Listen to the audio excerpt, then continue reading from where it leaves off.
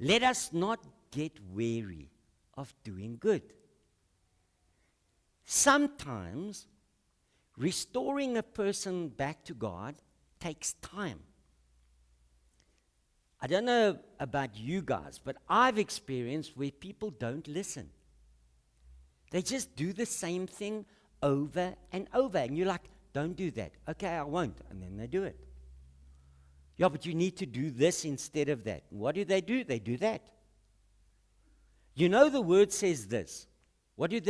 That. But God's word says this.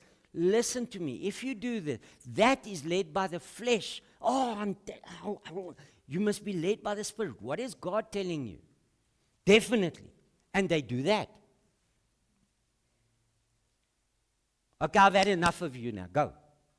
No. We still walk with Him. What do you do when it's difficult to love somebody? You keep on loving them. You keep on walking with them. You keep on being there. You don't have to go with them as they make the same mistake. Remember, I shared that with you. I stand here and I wave at them as they come by. Okay, I'm still here. Would you like to move forward? No? Okay, you're going to do it again. All right. Are you ready? Can we move forward? No, you're going to do it again. You know the word says this. Yeah, I'm going to do it again. Are you ready? Okay, let's get another step. You never give up. But we do give up.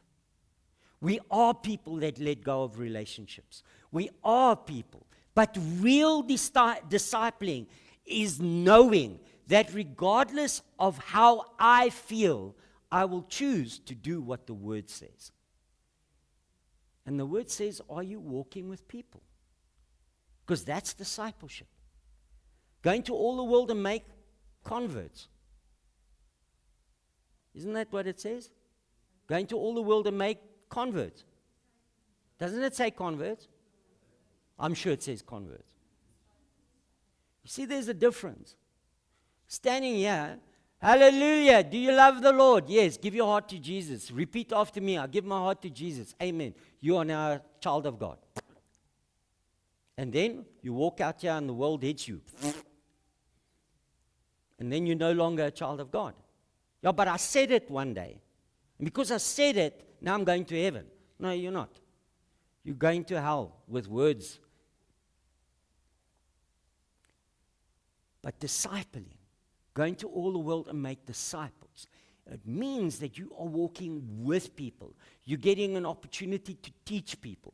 You get all the things that are happening in our church, the Bible classes, the discipleship that happens in the afternoon, the going out to the old age homes, the going and doing the morning services for the police, the going and counseling in different areas. All of that, our 6 chaplains, all of that is about discipling people. So what are you doing about discipling a person? Not telling them to believe. You can tell anyone to believe. Do you know that in the statistics shows that now we see how many areas of Africa are not Christian, and yet the population of Africa, the numbers of Christians are 3 times the population of Africa that's been recorded as people that have given their hearts to the Lord. What does that mean? It means that they had a tent or they had a stadium and 10,000 people came to the stadium, so they recorded 10,000 people gave their hearts to the Lord. And then they had another thing, and the same 10,000 people came again, and then that's 20,000. And then they had another one, and the same 10,000 people came, and now they've done it 30,000. And eventually they've done it 3 times the amount of people. That's not true. 3 times the amount of people populated in Africa, 3 times that population. People have said they believe in Christ. But the same person could have done it 10 times. It still doesn't mean that they're walking as a child of God. Because the only way you walk as a child of God is if you're discipled. You cannot be a child of God to understand what it is to be a child if somebody is not showing you how to be a child of God. You need somebody to show you the way. You need to be able to go and learn from it. You need to go to home fellowships. You need somebody to walk beside you. You need that. And who does that? We do. We, leadership, must equip you so that you can disciple people. Answer my question. Now, remember, liars go to hell. Are you discipling people? No, don't answer that. Are you sharing Jesus as a lifestyle with someone? And even if it is that your life is a living testimony in your workplace, you mustn't go to the workplace and people wonder, I wonder if he's a Muslim or a Buddhist or something like that. No, I'm a Christian. What? Let your light so shine before men that in the things that you do, my name is glorified. Are you glorifying God? Now, in all of these things that we're talking about, how do we do it? When we are so tired and we are so burnt out. Well, you shouldn't have been burnt out because then you're doing it in your own strength and not in the strength of the Holy Spirit. And I've done that. I don't know whether any of you have experienced it. There's been times that I've been doing ministry and things in my own strength, and then you get burnt out because you weren't listening to where God was saying you must go and what you must do. There was a time in one of the churches that we were in, I used to counsel 40 hours of a week in counseling. That's not what God wanted me to do. I was supposed to be coming home. I was still at church. The church was walking distance from our house. I just spent all my time at the church. That's not what God wanted us to do. And I had to repent, and I had to go and sit there in the Bosveld and go and listen to what God wanted me to do. And then I had to come back and I had to apologize to the people for not listening to what God was saying. And I did. I said, I wasn't listening. This is what God wants us to do. Now we need to make sure that we're listening to what God wants us to do. Are you listening to where God is taking you? Are you listening to how it's happening? These things are so important in our lives. You will get to a place where you feel overwhelmed. What do you do? Turn with me to Hebrews 12. From verse 1. Therefore, since we are surrounded by such a huge crowd of witnesses to the life of faith.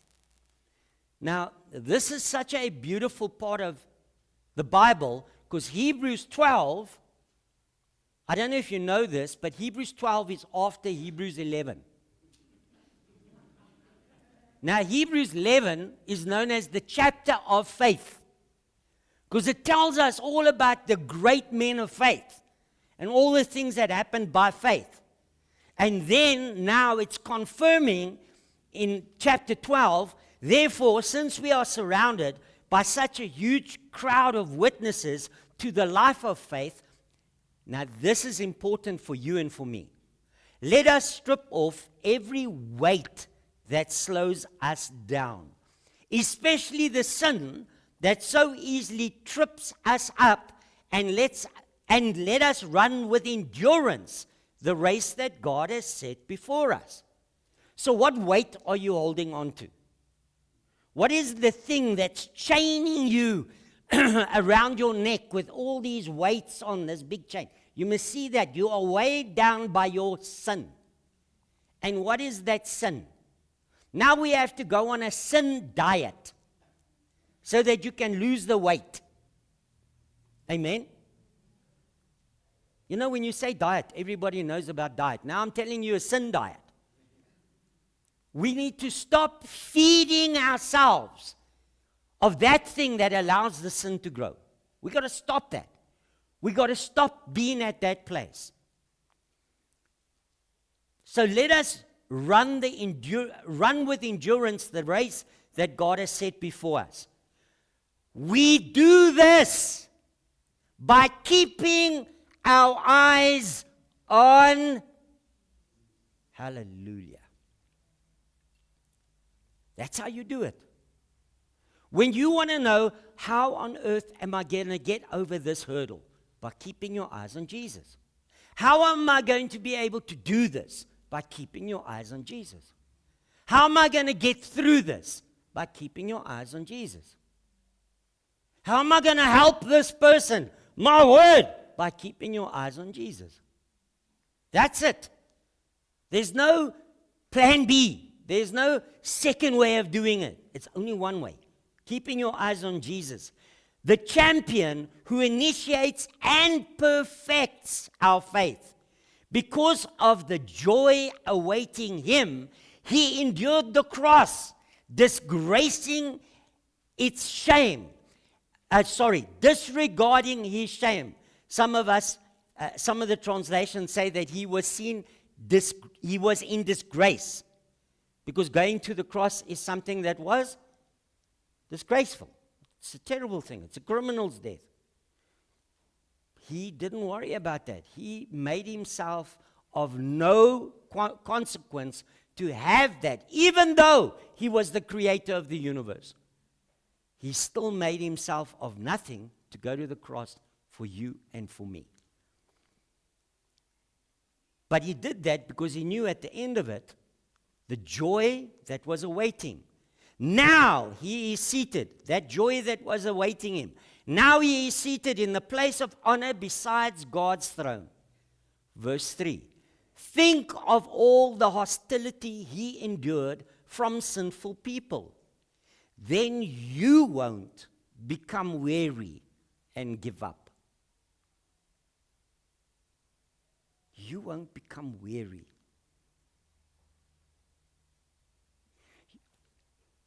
You cannot love people consistently without looking at Jesus. Without Christ, how do you love anyone consistently? There's going to be a time where I don't love you. We have to learn that we have to love them all the time. We don't have to like what they do. Remember, that's how Jesus loves us. He doesn't like our sin. He hates our sin, but he loves us. Jesus loves the sinner. That person next to you, that irritates you, you must love them. They don't deserve my love. That's got nothing to do with it. You must choose to love them so you can disciple them. You guys have gone very quiet here. Is this a bit serious? Colossians 2 verse 6, part of our theme. And now, just as you accepted Christ Jesus as your Lord and Savior, you must continue to follow him. Verse 7, let your roots grow down into him and let your lives be built on him. Then your faith will grow strong in the truth you were taught, and you will overflow with thankfulness. The deeper your roots, the easier it is to walk with difficult people. The deeper your roots, the easier it is to be sustained when storms come. When the wind blows, the deeper your roots, the easier it is to stand. When the flood comes, the deeper your roots, the easier it is to stand. Where's your relationship with God? That the Holy Spirit sustains you on your journey as a child of God. The Holy Spirit will empower you. The Bible teaches us clearly, don't move from Jerusalem till you have been endured from on high, till you have been empowered. Now, don't carry on with the journey until you are empowered. You must know that the Holy Spirit is empowering you to do this. Then you can do it. Then it's not that difficult to do. It's when we become weak in our relationship with the Holy Spirit and with God that then doing what we're doing becomes a bit of a hassle. But the more I am in, the roots grow down. I'm empowered by the Holy Spirit. I can do what God asks me to do. When I'm trying to do what God wants me to do, and I'm trying to do it because even I've drifted from the Lord, you're going to make yourself exhausted. Rather repent from where you are, come back to Him, and then continue with what God has asked you to do. Does this make sense? Are we okay with this? Are you thinking about difficult people that you're going to slap? Pray for. Difficult people that you are going to go and love. I love you so much.